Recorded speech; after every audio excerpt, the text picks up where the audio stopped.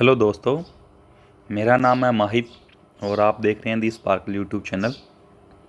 जैसे कि थंबनेल देख के आपको पता चल ही गया होगा, इस वीडियो में हम बात करेंगे रीजनिंग के क्वेश्चंस जो पंजाब पटवारी का पिछला एग्ज़ाम हुआ था उसमें जो क्वेश्चंस पूछे गए थे उनका सल्यूशन करेंगे इस वीडियो में। तो ज़्यादा टाइम ना लेते हुए चलते हैं अपने क्वेश्चंस की तरफ जो उस एग्ज़ाम में पूछे गए थे। तो जो अपना रीजनिंग का पहला क्वेश्चन पूछा गया था उस एग्ज़ाम में वो था, one term in the flowing number series is wrong, find out the wrong term. जो ये एक सीरीज़ दी गई हुई है 1 5 5 9 7 11 11 15 12 और 17, इसमें वो कहते हैं कि एक नंबर गलत है, वो नंबर आप फाउंड करो कौन सा गलत है। ठीक है, तो मैं अगर सीरीज़ को देखूं इसको देखूं तो मैं पहले मानता हूं, जोड़ देखता हूं कि नंबर्स में जोड़ क्या आया है। अगर 1 से 5 मैं मूव करूं तो 4 का जोड़ आया है, फिर मूव करूं तो 0 का जोड़ आया है, फिर मूव करूं तो 4 का, फिर 2 का, ठीक है, 2 माइनस हुए हैं, फिर 4 प्लस हुए हैं, ठीक है, उसके बाद फिर 0, ठीक है, और उसके बाद +4। तो ये मेरी कोई सीरीज़ बन नहीं रही है अगर मैं इस हिसाब से देखूं। तो एक बात मैं आपको टिप देना चाहूँगा, जब कोई सीरीज़ में बीच में कहीं भी दो नंबर सेम लिखे हों, जैसे कि यहाँ 5 5 लिखा हुआ है, ठीक है, 11 11 लिखा हुआ है, जब आपको ऐसी सीरीज़ मिले तो उसमें आपने क्या देखना है। एक मिनट मैं इसको रब कर लूँ। जैसे ये 5 5 मुझे दिखा, 11 11 मिला। जब किसी सीरीज़ में दो नंबर सेम हो तो आपने क्या करना है, एक अंक छोड़ के सीरीज़ को देखना होता है। एक अंक छोड़ के सीरीज़ को आप चेक करें, ठीक है, मतलब उसको दो सीरीज़ की ट्रीट करें। तो मतलब एक सीरीज़ मेरी क्या बन गई, इसमें 1 फिर 5 फिर 9,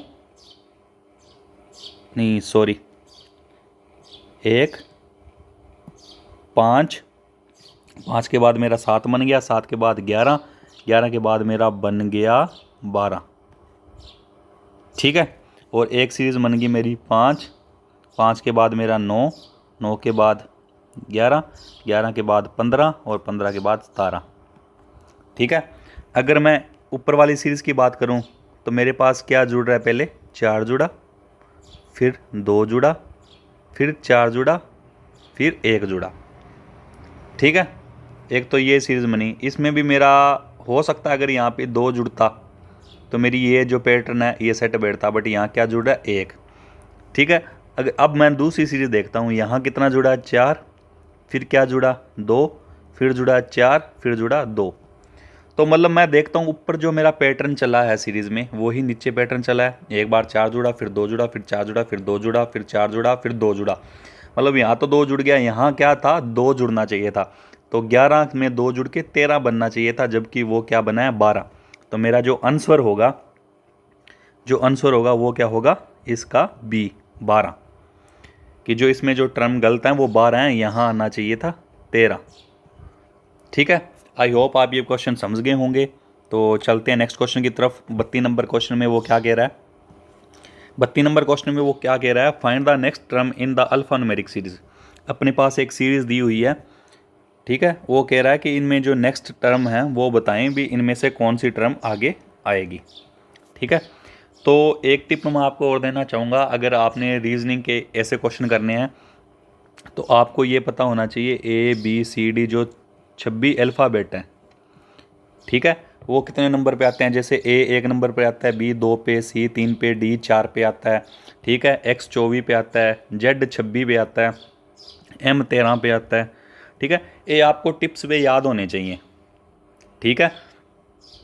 जैसे मैं पूछ लूँ G कितने पे आता है, 7 पे आता है, R कितने पे आता है, 18 पे आता है, S 19 पे आता है, UV 21 22 पे आता है, ठीक है, T 20 पे आता है, T, ठीक है। तो आपको ये याद करने हैं।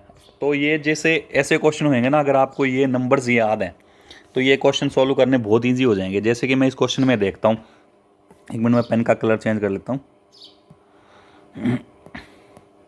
ये देखो Z कितना है, 26 है, एक ये हो गया, ठीक है।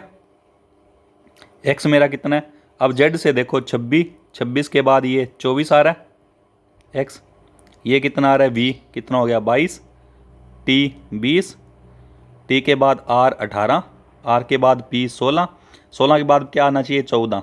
14 पे क्या होता है? मेरा n होता है।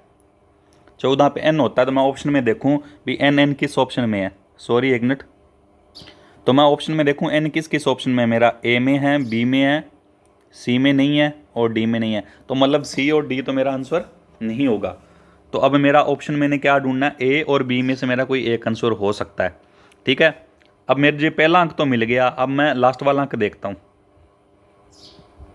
लास्ट वाला अंक मैं देखता हूँ। लास्ट वाला मेरा क्या है? पहले एक, एक के बाद कितना आ रहा है? डी, 4। 4 के बाद मतलब एक में 3 जोड़ा 4, 3 में 4 में 3 जोड़ा 7, जी 7 हो गया। ये हो गया अपना जे 11 और एम 13। 13 के बाद ये 16, मतलब 3 3 जोड़ रहे हैं। अगर 16 में मैं 3 जोड़ूँ तो कितना आएगा? 19। 19 मेरा किसके इक्विवेलेंट होता है? एस के इक्विवेलेंट। जो एस का नंबर है वो 19 होता है। मैं ऑप्शन में देखूंगा एस लास्ट में किस में है। इसमें टी है, ये नहीं होगा, तो मेरा ऑप्शन बच गया ये। तो मेरा आंसर क्या होगा? ए। ओके, आप अगर बीच वाले ये सीरीज चेक करना चाहें तो ये भी सीरीज चेक कर सकते हैं। मैं बता देता हूँ कैसे। ये जो बीच में अंकों की सीरीज क्या लिखी हुई है? 1 2 6 21 88 और 445। अगर मैं एक को, ये देखो, एक को एक से गुना किया, एक जोड़ दिया। दो को दो से गुना किया, दो जोड़ दिया। तीन से गुना किया, तीन जोड़ दिया। चार से गुना किया, चार जोड़ दिया। पाँच से गुना किया, पाँच जोड़ दिया। यहाँ मैं 645 को क्या करूँगा? 6 से गुना करके 6 जोड़ दूंगा। ठीक है, तो ये 6 5 जा 30 और पीछे 6 आना चाहिए। तो ये देखो 2636 आएगा। अगर आप इसको सॉल्व करोगे तो जो ये है बीच में 2636 आएगा। तो मेरा जो राइट आंसर होगा वो क्या होगा? 32 नंबर क्वेश्चन का राइट आंसर होएगा ए। ठीक है, तो चलते हैं हम नेक्स्ट क्वेश्चन की तरफ। 32 नंबर, 31 और 32 अपने दो क्वेश्चनों का सोल्यूशन हो गया। 33 नंबर अपने क्वेश्चन देखते हैं। 33 नंबर क्वेश्चन में क्या है? ओड जो है, इनमें जो ऑप्शन दिए हुए हैं इनमें से ओड निकालना है। स्ट्रा होगी जिससे अपने जूस वगैरह पीते हैं। ठीक है, ड्रॉपरी हो गया, उसकी भी शेप इसी तरह होती है, ड्रॉपर।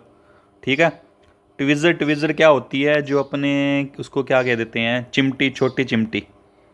जो छोटा, अगर छोटी चिमटी होती है ना, उसको कहते हैं ट्विज़र। सरिंज, सरिंज होगी इंजेक्शन लगाने के लिए। मतलब सरिंज, ड्रॉपर और स्ट्रा है, उनकी शेप एक जैसी होती है एक किस्म से। और ये जो ट्विज़र है ये इनसे डिफरेंट है, ओड है। तो अपना 2 नंबर किसमें है? बी में ऑप्शन। तो अपना 33 का जो आंसर आएगा वो आएगा बी नंबर। ठीक है, तो आई होप आप ये भी समझ गए होंगे कि ये ओड कैसे हैं। तो चलते हैं अपने 34 नंबर क्वेश्चन की तरफ। Out of the 4 groups the letters, 4 groups of letters 3 are alike in same way, find the different one. तो ये जो ना अपने को ग्रुप दिए हुए हैं लेटर्स के, ठीक है, तो इनमें 3 है वो तो सेम पैटर्न को फॉलो करते हैं। जो एक है वो थोड़ा डिफरेंट है, तो वो अपनों ने चेक करना है कौन सा डिफरेंट है। तो चलो चेक करते हैं। अगर मैं यहाँ बात करूँ, तो अगर मैं एक अंक छोड़ के देखूँ तो क्या आ रहा है? ए बी सी, उसके बाद डी ई, यहाँ एफ जी एच आई और फिर जे, यही हो रहा है। ए बी सी, सी से गया डी, डी से फिर बी, ऐसे ही एफ जी एच, एच से गया मैं आई, आई से फिर जे, ऐसे के एल एम, एम से एन, एन से ओ, पी क्यू आना चाहिए था यहाँ। ठीक है, पी क्यू, यहाँ आर आना चाहिए था, यहाँ एस और यहाँ टी आना चाहिए था। मतलब जो मेरा 4 नंबर ऑप्शन है वो इन तीनों के पैटर्न को फॉलो नहीं कर रहा है। तो मेरा आंसर क्या होगा? डी, जिसमें 4 नंबर दिया हुआ है। ये एक ओड वन है इनमें से। ठीक है, आगे जो अपने को एक अरेंजमेंट दिया गया था, ये अरेंजमेंट, इसमें 2 अरेंजमेंट है, उनके मैं एक अलग से वीडियो बनाऊंगा। तो इनको अभी स्किप करते हैं, बाकी के क्वेश्चन देखते हैं। इन पे मैं एक अलग से वीडियो बनाऊंगा, उसमें अपने डिस्कस करेंगे। 39 नंबर क्वेश्चन देखो अपने पास। 39 नंबर क्वेश्चन अपने पास क्या कह रहा है? The positions of how many letters in the word wonderful will remain unchanged when the letters within the word are arranged alphabetically. तो मैं वही बात जैसे आपको बोला था कि अपने को नंबर्स याद होने चाहिए। तो W आता है 23 पे, मैं लिख लेता हूँ इनको। O आता है अपना 15 पे, N आता है 14 पे, D आता है 4 पे, E आता है 5 पे, R आता है 18 पे, F आता है अपना 6 पे, यू आता है 21 पे और L आता है अपना JKL 12 पे। ठीक है, अगर मैं इनको अल्फ़ाबेटिकली अरेंज करूं तो मेरा पहले क्या आएगा 4, 5, 5 के बाद मेरा 6, 6 के बाद मेरे पास कौन सा अक्षर है, 6 के बाद है मेरे पास 12, 12 के बाद 14, 14 के बाद 15, 15 के बाद 18, 18 के बाद 21 और फिर 23। ठीक है, तो मैं इनको अगर चेक करूं कि किन किन की पोजीशंस अगर चेंज नहीं हुई, अगर किन किन की पोजीशन, मैं इनको ग्रुप बना के दिखाता हूं आपको। एक मिनट, ये पेन का कलर चेंज कर लूं। ग्रुप बनाते हैं। ये हो गया, इसका भी स्थान चेंज हो रहा है, इसका भी स्थान, इसका भी जो स्थान है वो चेंज हो रहा है। 21 का 21 से नहीं हो रहा, मतलब एक जो 1 लेटर है 21, 21 एक ऐसा है जो जिसकी पोजीशन चेंज नहीं हो रही। तो मतलब अपना क्या होगा आंसर बी, कि जो बी है उसकी स्पेस चेंज नहीं हो रही है। मैंने क्या किया इस क्वेश्चन में, जिस पोजीशन पे ये होते हैं वो पोजीशंस यहाँ पे लिख ली। ठीक है, उससे हिसाब से मुझे क्या होता है, इनको अरेंज करना इजी हो जाता है नंबर से।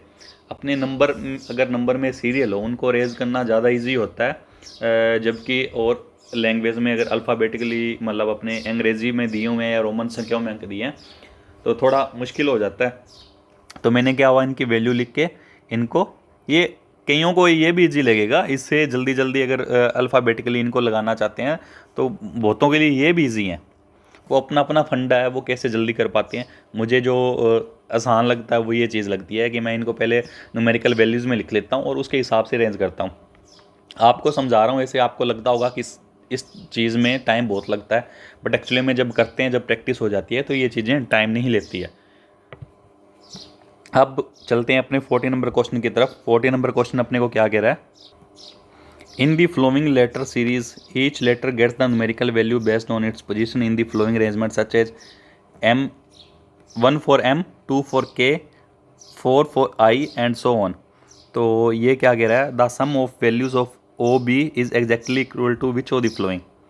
तो इसमें क्या है, 3 O कहाँ पे है, एक तो ये है और B ये है, तो 3 3 6, मतलब अगर ये 1 2 3 मतलब सीरियल में चल रहे हैं नंबर, तो मैं टोटल नंबर ही काउंट कर लेता हूँ। ये 3 3 6 3 9 10 और 11, ये 11 पे है और ये 12 पे है, मतलब दोनों का टोटल कितना हो गया 23। अब ये कहता है कि किसके इक्वल होगा, तो 23 किसके इक्वल होगा, ये कितना हो गया था मेरा 12 तक, 13 14 15 16 17 18 19 20 21 22 और 23। तो एल क्या है 23 नंबर पे है अपना, जो इन दोनों का सम है। ठीक है, आसान सा काम है यार, बस गिनती करनी है, कोई ख़ास मुश्किल काम नहीं है। ठीक है, अब चलते हैं अपने नेक्स्ट क्वेश्चन की तरफ। नेक्स्ट क्वेश्चन क्या कह रहा है अपने को, in a queue Shekhar is 9th from the back, Arun's place is 8th from the front, Nikhil is positioned at the middle of the two, what could be the minimum number of boys standing in the queue. ठीक है, तो question आपने पढ़ लिया है। इसमें क्या कहता है कि जो मिनिमम बॉयज़ का नंबर है वो क्या हो सकता है, अपनों ने मिनिमम नंबर बताना है, ना कि इसमें कहने को तो कितने भी बच्चे हो सकते हैं, बट वो कहते हैं मिनिमम इसमें क्या हो सकता है। तो मिनिमम क्या है, अगर शेखर पीछे से 9वां नंबर है, 9th है, इसका मतलब कम से कम 9 तो हैं ही मेरे हिसाब से। ठीक है, कम से कम 9 हैं। अब 9 से बड़े होंगे, 9 से छोटा नहीं होगा, या तो 9 हो सकते हैं, ना 9 से बड़े हो सकते हैं। तो मैं ऑप्शन देखूं, मेरे ऑप्शन इन्होंने सारों ने ही 9 से अबव दिए हैं, तो मुझे चेक ही करना पड़ेगा। ठीक है, तो मैं ज़्यादा दिमाग नहीं लगाऊंगा, मैं क्या करूंगा, मैं 9 बच्चे लेता हूँ पहले, 1 2 3 4 5 6 7 8 9, ये मेरा क्या हो गया शेखर। ठीक है, अब वो क्या कह रहा है, जो अरुण है उसकी पहले फ्रंट से 8वीं है, तो अगर मैं उसको 8वां लूँ फ्रंट से, ठीक है, तो एक, मैं अगर 9 ही बच्चे मानूँ तो 1 2 3 4 5 6 7 8, अगर ये मैं अरुण लूँ। ठीक है, अब वो क्या कह रहा है, निखिल है जो इन दोनों के बिल्कुल बीच में है, तो बिल्कुल बीच में अगर मैं देखूँ 1 2 3 4 5 6, तो 6 बच्चे हैं, तो या तो 7 होते तो वो बिल्कुल बीच में हो सकता था। अब 6 बच्चे हैं तो बिल्कुल बीच में नहीं हो सकता। यही है मेरा। तो क्यों ना मैं मेरी एक लाइन बढ़ा दूँ। अगर मैंने 9 बच्चे लिए हैं, ये 9 बच्चे लिए हैं, इनकी जगह अगर मैं 10 कर दूँ, वो चाहे मैं बच्चा इधर ऐड करूँ चाहे इधर करूँ, कोई फ़र्क नहीं पड़ेगा। अगर मान लो मैं 10 कर दूँ, तो ये शेखर क्या था, पीछे से 9 था, 1 2 3 4 5 6 7 8 9। और अरुण क्या था, 1 2 3 4 5 6 7 8। अब अरुण क्या कहाँ आ जाएगा, यहाँ पे। ये अरुण हो गया, ये शेखर हो गया। अब जो निखिल लाइन के बीच में है, तो बीच में कितने हैं, 2 बंदे इधर से 2 बंदे इधर से, ये क्या हो गया मेरा, निखिल।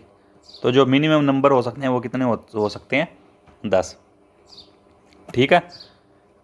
क्वेश्चन में क्या था कि शिखर पीछे से 9th नंबर है, अरुण फ्रंट से 8वां नंबर है। इसका मतलब मुझे इतना अंदाज़ा हो गया कि कम से कम 9 तो हैं, या तो 9 होंगे या 9 से ऊपर होंगे। तो मैंने पहले 9 रो बना के देख ली कि जो क्वेश्चन में स्टेटमेंट जो उसने दी है वो सेट बैठ रही है। वो 9 के हिसाब से मेरी सेट नहीं बैठी, तो मैंने एक बढ़ा दिया नंबर, तो मेरी क्या स्टेटमेंट सेट बैठ गई। और जो मिनिमम नंबर्स वो बॉयज़ की मुझे जो इस स्टेटमेंट को ट्रू करने के लिए जो ज़रूरत है वो कितने हैं, 10। तो अब चलते हैं आगे अपने 42 नंबर क्वेश्चन पे। 42 नंबर क्वेश्चन क्या कह रहा था, second day of the month is Friday, which of the flowing would be last day of next month which है 31 डे। जो second day of a month है वो फ्राइडे है। ठीक है। सेकेंड डे, मान लो 1 से 31 का महीना है, तो उसका पहला दिन अपने वीरवार, और दूसरा दिन जो ये फ्राइडे कह रहा है मतलब शुक्रवार है। तो ये लास्ट वाला दिन पूछ रहा है कौन सा है। ठीक है। तो मैं दूसरे दिन से लेके 31 के बीच में दिन देखूंगा मेरे दिन कितने बन रहे हैं। इन क्वेश्चंस में अपनों ने क्या करना होता है, इसमें जो क्वेश्चन मैं दोबारा रीड करता हूँ, the second day of a month is Friday, which of the flowing would be the last day of next month.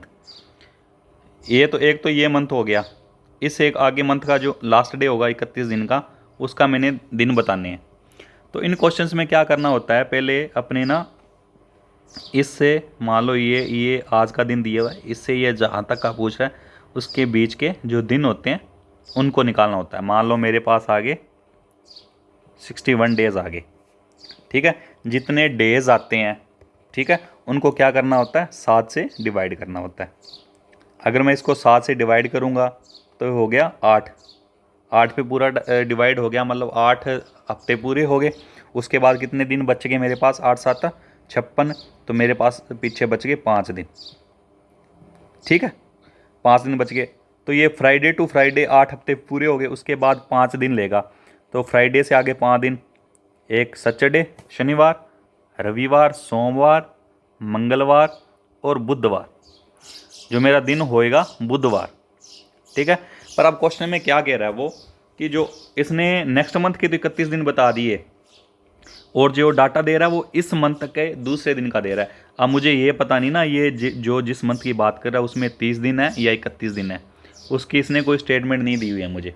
उसमें हो सकता है 30 दिन हो सकता है 31 दिन हो।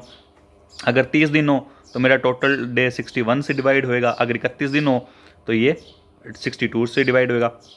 61 से डिवाइड होने पे मेरा बुधवार आ रहा है, 62 से डिवाइड होने पे मेरा वीरवार आएगा। ठीक है, यही है। अब क्या है, मेरे पास डाटा जो प्रॉपर है नहीं बताने के लिए, जो इसने स्टेटमेंट दी हुई है उसमें डाटा प्रॉपर नहीं है। तो मेरा आंसर कौन सा होगा, डी नंबर, कि डाटा इनएडिक्वेट है। ठीक है। तो अगर मैंने वैसे आपको बता दिया, अगर ऐसा क्वेश्चन आए, अगर मान लो यहाँ दिया होता कि the second day of month is Friday, and जो मंथ में इस मंथ में डेज़ हैं वो 30 हैं, और जो last day of next month है वो 31 है, तो अपने पास क्या होता, जो आंसर आता वो आंसर आता बुधवार, वेडनेसडे। ठीक है। वैसे मैंने आपको बता दिया इसको सॉल्व कैसे करना है।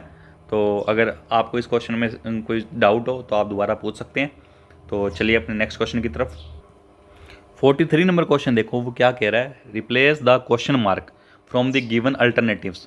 तो मेरे पास एक स्टेटमेंट दी गई हुई है, तो मैंने एक ऐसे इसको सॉल्व करना है भी, इसमें कौन सा पैटर्न फॉलो कर रहा है, इसमें कौन सा पैटर्न फॉलो कर रहा है। जो पैटर्न इनमें फॉलो कर रहा है वही पैटर्न इनमें फॉलो करेगा। ठीक है। तो मैंने वो चेक करना है कि कौन सा पैटर्न फॉलो कर रहा है। अब मैं देखता हूँ कि 6 दूनी 12, अगर मैं इनका मल्टीप्लाई करूँ तो 6 दूनी 12 और 8 छक्का 48। अगर मैं 8 छक्का 48, अगर 48 में मैं इन दोनों का मल्टीप्लाई, इनके मल्टीप्लाई से घटा दूँ तो मेरे पास क्या आ रहा है, 36 आ रहा है। ये मैं पैटर्न देखता हूँ आगे फॉलो कर रहा है। 7 7 8 56 और 5 दूनी 10, अगर 56 से 10 घटा दूँ तो मेरे पास 46 आ रहा है, पैटर्न फॉलो कर रहा है। अगर ये पैटर्न दोनों में फॉलो कर रहा है, इसका मतलब इसमें भी फॉलो करना चाहिए। तो मैं 10 7 8 70 और 6 चौके 24, 70 में से 24 घटा दूंगा तो कितना आना चाहिए मेरे पास, 46। ऑप्शन में मेरे पास 46 है, हाँ है, तो मेरा आंसर क्या होगा, बी। ऐसे क्वेश्चन में आपको ना एक पैटर्न ढूंढना होता है, वो कुछ संख्याओं का जोड़ करके भी हो सकता है, कुछ संख्याओं को मल्टीप्लाई करके भी हो सकता है। तो आपने एक पैटर्न ढूंढना होता है कि ये कौन से पैटर्न को फॉलो कर रही हैं, उस पैटर्न के अकॉर्डिंग आपने आंसर ढूंढना होता है। तो जैसे इसमें अपना पैटर्न जो ये था कि इन दोनों का मल्टीप्लाई, इन दोनों का मल्टीप्लाई, दोनों का माइनस जो कर रहे थे वो बीच में आ रहा था, ठीक है। तो इसके अकॉर्डिंग अपना आंसर आया 46, बी नंबर। तो चलते हैं नेक्स्ट क्वेश्चन की तरफ। नेक्स्ट क्वेश्चन क्या कर रहा है, replace the question mark with one among the given alternatives. इसमें भी अपने को क्या एक पैटर्न ढूंढना है। पैटर्न देखो क्या हो रहा है, ए बी को छोड़ दिया सी, डी को छोड़ दिया ई, एफ को छोड़ दिया जी, एच को छोड़ दिया आई, जे को छोड़ दिया के। मेरे पास क्या आना चाहिए, के। तो ऑप्शन में मेरे के इस ऑप्शन में भी है, इसमें भी है, इसमें भी है। ये ऑप्शन मेरा एक बार कट कर देता हूँ मैं कि ये ऑप्शन मेरा आंसर नहीं हो सकता। अब के तो आ गया, अब अपने पास पीछे देखना है कौन सा नंबर आना चाहिए, ठीक है। जो ये नंबर दिए हुए हैं इनमें से कौन सा है। तो मैं अगर 3 और 2 को जोड़ूँ तो कितना मिल रहा है, 5। मेरा पैटर्न लग रहा है, मुझे फॉलो कर रहा है। 4 और 5 को जोड़ूँ तो 9। इसका मतलब अगर मैं 6 में क्या जोड़ूँ कि 14 बन जाए, अगर 6 में 8 जोड़ूँ तो मेरा क्या बन रहा है, 14। तो मेरा ये आंसर क्या है, के 8। अब मैं एक चीज़ और चेक करना चाहूँगा, अगर मैं इस तरफ से देखूँ तो मेरा कुछ वो बन रहा है कोई पैटर्न। अगर 2 में मैं 4 जोड़ूँ तो 6, 5 में 9 जोड़ूँ तो 14, तो 5 और 3, अगर 3 में 5 जोड़ूँ तो 8। तो इधर से भी मेरा 8 बन रहा है। ये के मेरा पहले आ गया था और 8 इनके जोड़ से आ गया। इसका मतलब आंसर मेरा क्या होगा, बी नंबर, ठीक है। के 8 जो 41 नंबर क्वेश्चन का आंसर है, के 8 है। अब चलते हैं नेक्स्ट क्वेश्चन की तरफ। नेक्स्ट क्वेश्चन क्या है, 3 of the 4 are alike in a certain way and so form a group which is the one that does not belong to the group. कि जो ऑप्शन दिए उनमें से ग्रुप बनाते हैं। तो 125, 525, 729, 216। ये देख के मुझे पता चल रहा है कि क्यूब्स हैं इसमें, जो है 216, 729 और 125, ये क्या है, क्यूब। 525 मुझे किसी चीज़ की क्यूब नहीं लगी, ठीक है। जो 125 है वो कितने के, 5 की क्यूब है। 525 क्यूब है नहीं। 729 9 की क्यूब है।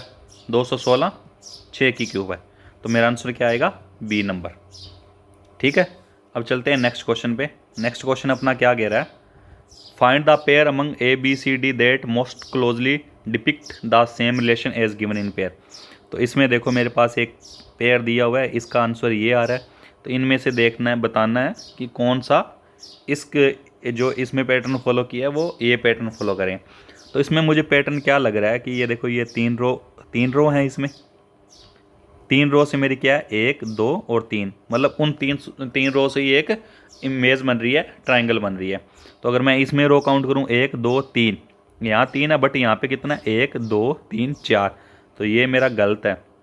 अगर मैं इसकी बात करूँ तो मेरे पास जो एरो है वो तो है 4, जबकि यहाँ यूज़ हुई है 3, तो मेरा ये भी गलत है।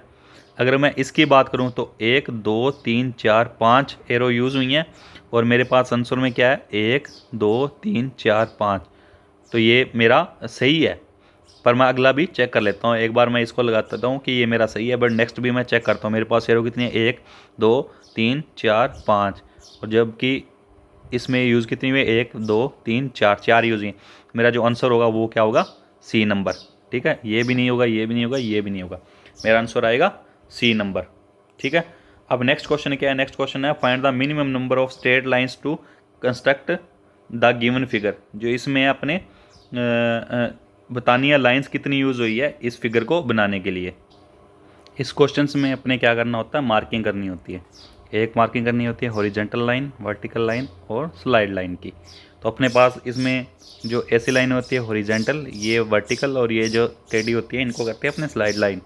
तो अपने पास हॉरिजेंटल लाइन कौन सी कितनी है, H1 H2, ठीक है, और हॉरिजेंटल अपने पास क्या है, एक ये H3, ठीक है। तो अपने पास हॉरिजेंटल लाइन कितनी होगी, H3 और ये H4, क्योंकि ये इसको यहाँ से काट रही है और ये एक इसको अलग लाइन अपने काउंट करेंगे, ठीक है। तो ये अपने पास होगी 4। ओके, वर्टिकल लाइन अपने पास क्या होगी, V1 V2, वर्टिकल लाइन अपने पास है 2। स्लाइड लाइन अपने पास क्या होगी, एक, ये 2, ठीक है, एक ये 3 और ये एक 4 और ये एक 5, तो 5 और ये एक ये 6। तो स्लाइड लाइन अपने पास 6। तो अपने पास टोटल नंबर ऑफ लाइंस कितनी आ गई, 12। तो अपना आंसर क्या होगा, 12, ठीक है। आई होप आप समझ गए होंगे। चलते हैं नेक्स्ट क्वेश्चन की तरफ। 48 नंबर क्वेश्चन में अपने को क्या कह रहा है, 48 नंबर क्वेश्चन में अपने को बोल रहा है find the water image of the given figure. जो ये फिगर दी गई है इसकी अपनों ने वाटर इमेज निकालनी है। तो आपको एक मैं बेसिक चीज़ बताना चाहूँगा कि जो वाटर इमेज है वो जस्ट एक रिफ्लेक्शन होता है, उसमें टॉप और बॉटम जो हैं इमेज के वो चेंज होते हैं, जबकि लेफ़्ट और राइट सेम रहता है। किसी भी इमेज का अपने जैसे मिरर में देखते हैं तो अगर अपने लेफ़्ट हैंड पे पॉकेट होती है वो राइट हैंड में शो करती है मिरर में, जबकि अगर अपने वाटर में अगर अपना रिफ्लेक्शन देखेंगे तो क्या होता है उसमें अपना टॉप और बॉटम जो होता है वो इफेक्ट होता है, ना कि लेफ़्ट और राइट इफेक्ट होता है। तो ये फ़र्क है। तो अगर ये इमेज मिरर में कहता, वो अगर इसको इमेज मिरर में कहता तो ये उसका रिफ्लेक्शन होना चाहिए था, यहाँ एरो अगर हो और यहाँ हो, ये आंसर होता। अगर ये इमेज होती तो ये होती मेरी मिरर का रिफ्लेक्शन, मतलब इसका उल्टा, मतलब इसको ये जो इमेज बनी हुई है इसको ये हिस्सा इधर ही छोड़ के यहाँ से उठा के इधर इधर चिपका दो। मतलब ये कोई चीज़ अपने पास, इसका बेस यहीं रख के इधर से उठाओ और इसको इधर चिपका दो, ठीक है। तो वो होती है अपनी जो मिरर इमेज।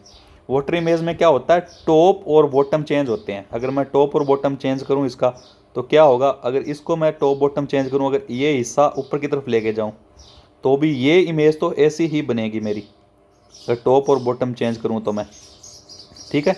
इतनी इमेज तो मेरी, ये जो इमेज हैं इतनी तो मेरी सेम बनेगी। अब अगर टॉप बॉटम चेंज हो जाए तो ये जो सर्कल है ये क्या आएगा, यहाँ बनना चाहिए वाटर में, और जो ये ट्रायंगल है वो कहाँ बननी चाहिए, यहाँ, ठीक है। तो जो वाटर इमेज होनी चाहिए वो मेरी इस तरह की होना चाहिए। और आंसर में देखो ये जो अपनी ए है वो इस तरह की इमेज है, ठीक है। बी है, ए और बी, अब मेरा ऑप्शन है ए और बी मेरी इस तरह की इमेज हो सकती है। अब देखो अगर टॉप ये चेंज होगा तो ये इमेज भी क्या होएगी, इस तरह की होनी चाहिए मेरी, ठीक है। जब ये टॉप और बॉटम अगर चेंज होता है, मान लो मेरे पास ये चीज़ थी और ये मैंने पानी में देखनी थी, तो क्या होएगा, अगर मैं मिरर में देखता तब तो ये point A point B C मान लो है, तो ए पॉइंट यहीं रह जाता, मिरर में क्या दिखती है ऐसे, मतलब ए पॉइंट यहीं बी और सी, मतलब ये इधरला हिस्सा उठ के इस तरफ आ जाता। जबकि पानी में देखना होता है तो मैंने क्या होता है, ये इमेज जो ए और बी ये चीज़ है ये सेम ही रहेगी, ये यहाँ ही रहती है, और जो टॉप है इसका वो चेंज हो जाता है, सी। तो मेरे पास मेरा आंसर क्या आना चाहिए, ए। तो मेरा 48 नंबर क्वेश्चन का जो आंसर है वो है ए। तो ये जो पटवारी के एग्ज़ाम में रीजनिंग के क्वेश्चंस पूछे गए थे उनका सभी का मैंने सोल्यूशन आपको करवा दिया है। इसमें 2 अरेंजमेंट ऐसे आए थे जिनका अभी तक मैंने सोल्यूशन नहीं करवाया, उनके लिए मैं एक अलग से वीडियो लेके आऊँगा, तो वो भी वीडियो जल्दी आएगी। और अपनी तैयारी को ज़ोरों शोरों से करते रहें। कोई चीज़ की समझ ना आ रही हो तो आप कमेंट बॉक्स में मुझे पूछ सकते हैं, और जुड़े रहिए दी स्पार्कल यूट्यूब चैनल पे। आपके लिए अच्छी अच्छी वीडियो आती रहेंगी, आपको अच्छी अच्छी बातें सिखाते रहेंगे, कुछ आपसे सीखते रहेंगे, ऐसे ही मिलजुल के आगे बढ़ते चलेंगे। और अपने इस परिवार से जुड़े रहें, दी स्पार्कल यूट्यूब चैनल पे जुड़े रहें।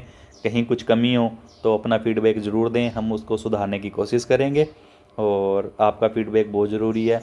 मैं ये नहीं कहता कि मैं आपको सिखाता हूँ, बल्कि ये है कि मैं भी अभी सीख ही रहा हूँ, सिखाने वाला काम मेरे पास नहीं है, मैं अभी खुद सीख ही रहा हूँ। तो ऐसे ही मिलजुल के जो मैं सीख रहा हूँ उतना मैं आपको सिखा दूँ, तो साथ चल के अपने क्या पता कहीं बहुत दूर तक कुछ ऊंची मंजिल पे पहुंच जाएं। और मेरी यही कामना है कि हम सब एक गवर्नमेंट जॉब में हो और सबके परिवार हंसते खिलखिलाते रहें, हम भी हंसते खिलखिलाते रहें और अपना एक जो लाइफ स्टैंडर्ड है वो एक ऊपर लेवल तक लेके जाएं। तो धन्यवाद, जुड़े रहें अपने दी स्पार्कल यूट्यूब चैनल से। मिलते हैं नेक्स्ट वीडियो में।